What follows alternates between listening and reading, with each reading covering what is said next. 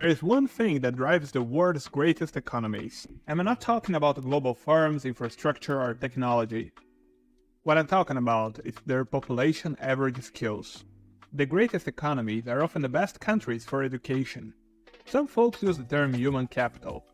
In reality, it's about using the knowledge that is in books, minds, and masterpieces to help us improve our skills and abilities. Investing our time and money into ourselves and into other people is what it is all about. When we learn new skills, we become more productive. When we learn new skills, we become better problem solvers. It increases our quality of life in the long term. There are many ways to define the best countries for education in the world. In this episode, we'll analyze 4 different rankings and compile a list blending them. There are 4 different criteria that you use to figure out which countries are the best for education in the world. However, before we begin, I would like to ask a small favor. If you enjoyed this episode, please hit the like and subscribe buttons. The first criteria is the Human Capital Index, elaborated by the World Economic Forum. It considers 130 countries to see how well they are developing their human capital on a scale from 0, worst, to 100, best. And it has 4 elements: capacity, deployment, development, and know-how. The second criteria is the PISA, a ranking compiled by the OECD. It measures how well 15-year-olds can use their knowledge and skills in reading, math, science to solve problems in the real world. The third criteria is the Webometrics ranking of world universities, an initiative of the Cybermetrics Lab, a research group of the CSIC, the largest Spanish public research body. They analyzed and ranked 31,097 universities all over the world according to web presence, visibility, and access. And the fourth criteria is the cost of living index by country in 2021. The countries at the top of this list have lower cost of living, something crucial for students living abroad. And in this ranking, we use the cost of living considering rent, because students often have to pay for their places. So let's start with Europe, the best countries for education in the old continent. And here you have quite an heterogeneous group, containing Poland, the United Kingdom, Sweden, Estonia, Finland, and Germany. And here we are talking about general education, not only elementary, not only high education, not only post-graduation. So Poland, Estonia, and Finland, they had great scores thanks to their excellent basic education. People from other countries, however, should know that public education in these countries is mostly, if not entirely, in the local idiom. And Polish, Finnish, and Estonian are some of the most difficult languages in Europe to learn. And I know that from experience because it took me 3 years just to get to the basics of Polish language.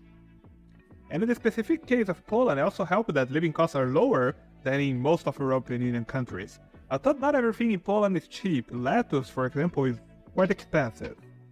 Estonia too had excellent results because of lower living costs. The United Kingdom, Sweden, and Germany, however, grabbed their spots in the top 10 for other reasons, like the sizable number of excellent universities.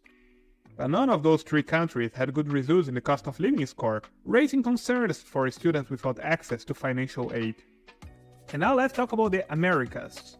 And for the surprise of nobody, Canada. Canada has a long history of being one of the best places in the world to study. Ontario, British Columbia, and Quebec are the 3 most popular provinces for foreign students to live when they come to study in Canada. The University of Toronto and the McGill University are the 2 best-ranked Canadian institutions.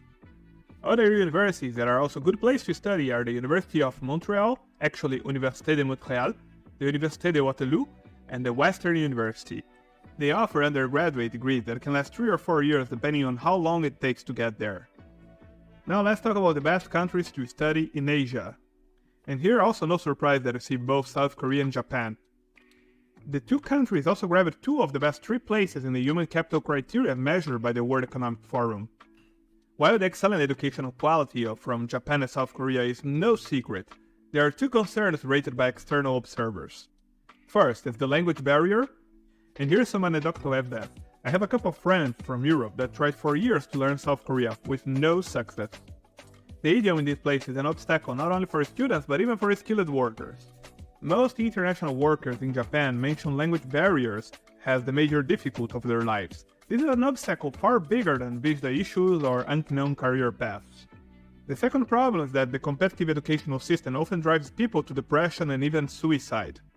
In 2020, a record number of Japanese school children took their own lives, according to an educational ministry report.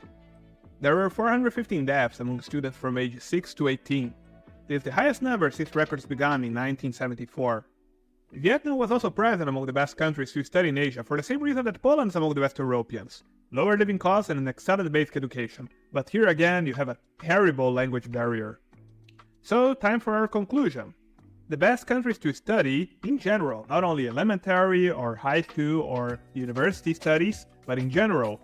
In Europe, Poland, the UK, Finland, Estonia, Sweden, and Germany. In Asia, South Korea, Vietnam, and Japan.